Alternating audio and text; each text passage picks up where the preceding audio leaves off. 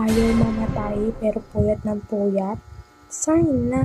Hey people, anong oras na hindi pa rin ako makatulog? 1:43 na guys, pero gising na gising pa rin yung mata ko. Dahil to dun sa app na nalaman ko kainis. So, tatayo ako dito para sabihin sa inyo, para hindi lang ako yung napupuyat dito at nag-enjoy no. Ito yung taong kakatayo lang. Tama ng 1:49. So, eto na nga guys, nanonood kasi ako ngayon ng short movie. Alam nyo ba kung bakit napasarap ako sa nood? Kasi nga ang ganda-ganda ng mga bawat episode niya. And alam nyo din kung bakit napasarap yung nood ko at nagustuhan ko siya. Kasi nga, free lang siya, as in wala kang babayaran ni piso. Tapos yung ads niya is hindi ganun katagal. Meron siyang ads pero saglit lang. So, ito ngayon yung pinapanood ko yung My Husband is a Billionaire. Sa episode 70 na ako guys. Na-enjoy ko siya kasi hindi ko na namalayan yung oras. Siguro isa rin talaga sa natuloy ko siya kasi nga maganda manood ng mga gantong short movies kapag may lang mga abalang maraming ads. Di ba guys, maraming lumalabas na ganito sa FYP ninyo. Kapag hanapin nyo na yung episode, wala. Hindi mo mahahanap. Kaya kung kapareho kita na ganon, is i-download nyo tong Melo Short. Maraming mga short movies dito na kompleto yung episode. Like as in, hindi na kayo maghahanap. Hindi nyo itong i-download kayo sa Play Store o kahit na saang App Store dyan. Guys, nasa episode 70 na ako and hanggang 82 to. Ayan.